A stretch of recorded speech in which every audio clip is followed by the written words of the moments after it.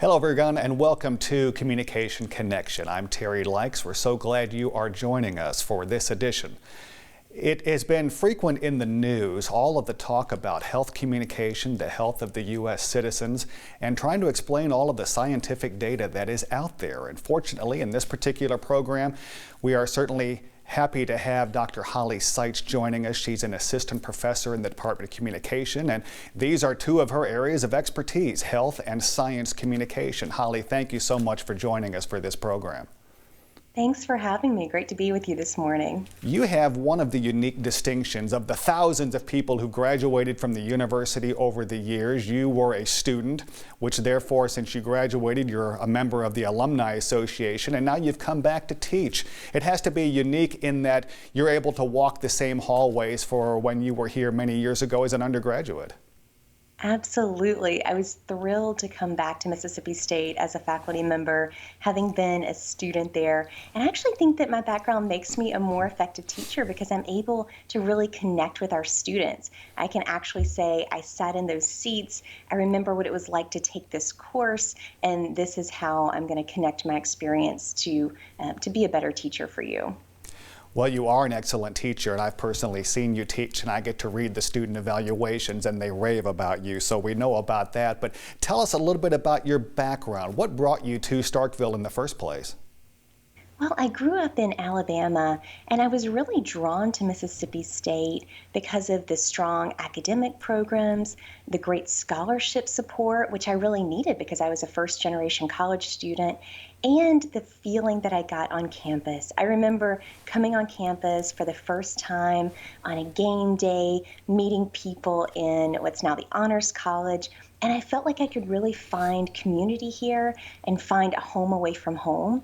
And those are actually all things that still ring true in Mississippi State. If you walk the halls in McComas Hall, you'll see scholarship pictures over the years, and you'll actually see a picture of Holli up on the wall. So where did life take you upon graduation from Mississippi State? Well, after graduation, I pursued a Master of Public Health degree in health behavior from the University of Alabama at Birmingham. And then after I graduated with my MPH, I started a position at the Centers for Disease Control and Prevention in Atlanta. And I worked there for about 3 years in public health, where my work really focused on translating science for the public and disseminating good scientifically based health information through social media channels. And I found that work fascinating, but I saw that there was a lot of research to be done in that area, a lot of research on what makes those messages more effective. And that's when I decided to return to graduate school. So I got my PhD in communication with a focus on health communication from the Annenberg School for Communication at the University of Pennsylvania. And then from there, I returned here to Mississippi State to start my faculty career. And I also launched a communication research laboratory at our Social Science Research Center. My lab is called the Message Laboratory, and the focus there is looking at researching message factors that can make health and science communication messages more effective. Well, that's certainly an interesting background since you left Starkville. Certainly working with the CDC. We've heard a lot about the CDC lately in the news, and then going on to the Northeast and Ivy League experience and bringing all of that back to Starkville and that experience in the professional world as well as academic and research experience. And you have an active research agenda. So let's talk a little bit about that in particular. You've been interviewed like you are here, and we're glad to have you, but on a variety of media outlets in recent months, with the topic primarily being using communication science to address today's health issues. So what are some of the takeaways of the work you've been doing? Well, my goal as I've been interviewed this year is to really encourage other people to use communication science, to use the theories that have been developed and tested over the years to create and test their own messages to try to make them as effective as possible. For example, research tells us that people are a lot less likely to do a recommended health behavior, such as being tested for COVID-19, if they don't know how to do it or if they don't have confidence in their ability to do it. And this is a concept that we refer to as self-efficacy. And we can actually do concrete things as we create health messages to increase that confidence or self efficacy. We can do things like give really detailed instructions about how to be tested. We can help someone mentally rehearse a behavior as a way of increasing their confidence. Or we can show them a model of someone else successfully doing a behavior, and that has been shown to increase their confidence and increase the likelihood that they will do a recommended health behavior. So I just try to help people apply the science to crafting effective health messages.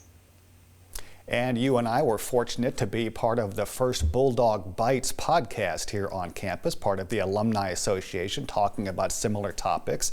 So if people want to know more, they can go online and find that. So again, different ways you're getting the message out, in this case on a podcast. The Promise Initiative is something that we have talked about before, but let's talk about it with our audience. And Promise stands for Preventing Opioid Misuse in the Southeast, and you've worked with a team of researchers and communication research to develop test messages designed to encourage people to behave or types of behavior, studying those types of behaviors in hopes of reducing opioid misuse here in Mississippi. So what are some of the types of behaviors that your research has found or that you recommend? I'm so glad to get a chance to talk about this project. It's incredibly important. The campaign recommends several key behaviors to prevent the misuse of prescription opioids. One of the first recommended behaviors is to keep prescription medications out of sight and out of reach of children and pets. And ideally, we want people to keep them in a locked cabinet. A second behavior that we're encouraging people to get rid of the unused prescription medications that are in their home.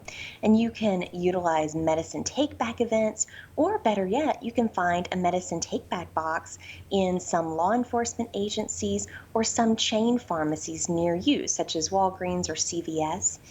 Right now, we're actually working on developing messages for a statewide media campaign to promote these and a few other behaviors. And I wanted to let you know that people who are interested in learning more can go to the Stand Up Mississippi page, which is standupms.org/prevention, to see a little bit more of our work with the Promise Initiative.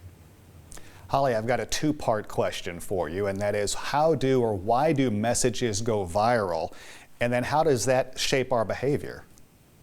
So interesting. So science tells us that one of the reasons a message may go viral is because it evokes strong emotions that are high in activation level. So on the positive side, this might be something like excitement or awe, something that we call a high arousal emotion.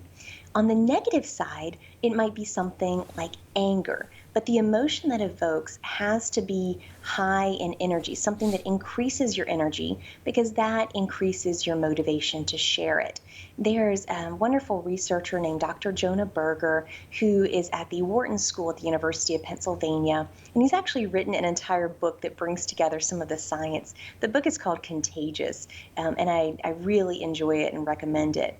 I think it's important to understand what makes messages go viral because viral messages have that ability to reach a large number of people. And that reach and exposure is one part of the equation of getting behavior change. But I have to note that just because a message goes viral doesn't mean that it will change behavior. For that to happen, it has to have other components that we think about when we think of behavior change. So self-efficacy, like I mentioned earlier, there are other things that will create the motivation to actually change the behavior. Just because someone sees something doesn't mean it will result in behavior change. Let's talk about some of the research here on campus, and there is an initiative called the Cowbell Well campaign, and for those who may be outside of campus haven't heard of that, it's part of MSU's response to COVID-19, and you've led a research effort in this regard. So what are some of the recommendations regarding Cowbell Well and the COVID-19 messaging? Yes, as part of the Cowbell Well initiative, I'm working with a large interdisciplinary team, and we're encouraging students to adopt behaviors that will help slow the spread of COVID-19. like a lot of other public health groups, we're encouraging people to use face coverings on campus, to use physical distancing, staying at least 6 feet away from other people, cleaning hands, sanitizing hands often, and certainly staying home when sick. We conducted some research over the summer with students and their parents to help us understand their unique concerns and beliefs, and we've used that to inform the development of our messaging.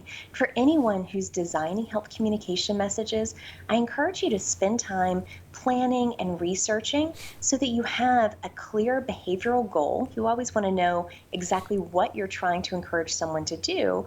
And I also encourage you to get to know your audience. I usually tell my students, the more you know about your audience, the more effective your message will be, because you can include things that you know are important to them. You can address behaviors that you know are prevalent in your group. You can address beliefs that you know people in your audience hold. So it's really important to spend time on that research step.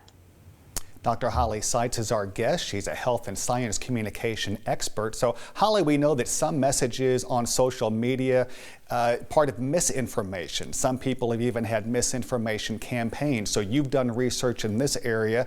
What can you tell us about misinformation and how we absorb all of this information that is out there?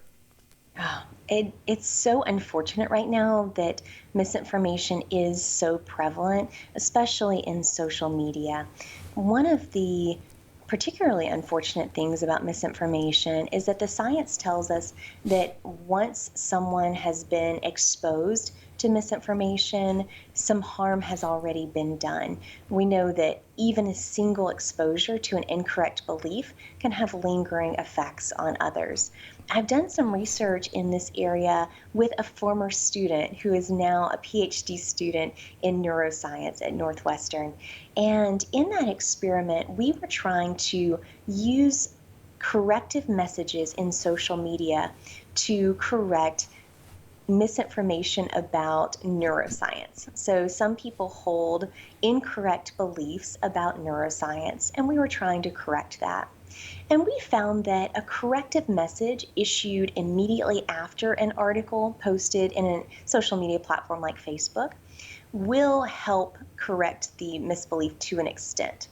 The unfortunate thing is that we found that for people who did not already hold an incorrect belief, once we introduced that idea with a little news article headline, even though we issued an immediate correction, damage had still been done. We had already, unfortunately, introduced that incorrect belief, and they continued to believe it to a certain extent despite the immediate correction. So that's one of the reasons that misinformation is so harmful, and one of the reasons that I encourage anyone watching, or certainly encourage my students, to take time to verify information before you share it. Because even if you learn later that it's incorrect and you take it down, some harm has already been done.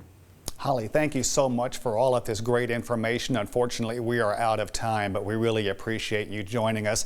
And we thank you, the viewers, for watching us here on Communication Connection. Please join us next time.